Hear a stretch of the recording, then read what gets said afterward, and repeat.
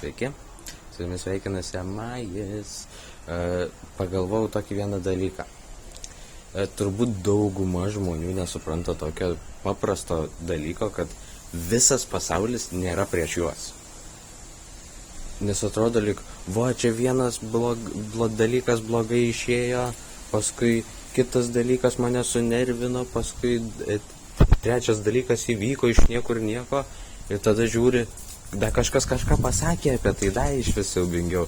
Ir tada žiūri, kad visa diena su tokia niūri, nesmagi, paskui žiūri, kad kita diena irgi tokia niūresnė, nesmagesnė. Ir tu tiesiog tokioj išburtam rate esi, kur tu tiesiog galvoji, blemba, tai čia tik tai tiek iš gyvenimo yra. Tik tai tiek norisi. Ir tiesiog, žinau, taip gyventi nesmagu. Bet, pavyzdžiui, paimkim kitą pavyzdį. Aš dabar šiandien. Aš kadangi biškiai einu to link tos mąstysenos, kad pasaulis tiesiog nėra prieš tave. Jis tiesiog vyksta.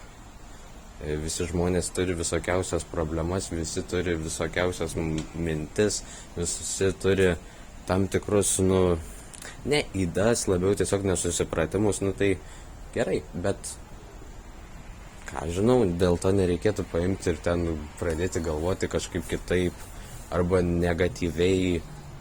Tai tiesiog vyksta.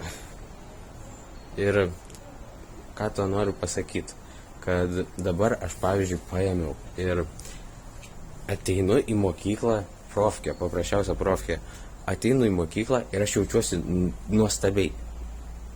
Kodėl? Nes aš tiesiog paėmu ir galvoju, kaip sau pasidaryti geresnę dieną, kaip sau pasidaryti geresnę karjerą, kaip daugiau išklausyti, kaip daugiau sužinoti ir negalvoju nieko apie negatyvumą.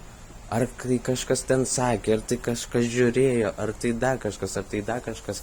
Paėmi, nebegalvoji apie tai, paėmi, pasižiūri, kad atsidaro visos kitos galimybės. Pavyzdžiui, tu gali pradėti padėti kitiem, tu gali pradėti padėti savo kokiais nors dar dalykais. Tu tiesiog tau tiesiog viskas neberūpi. Ir aš manau, tai yra labai svarbu suprasti tiesiog tokį dalyką, kad mes visi žmonės, mes visi turim tokius dalykus, ideologijas ir tiesiog tai yra natūralu ir nieko blogo.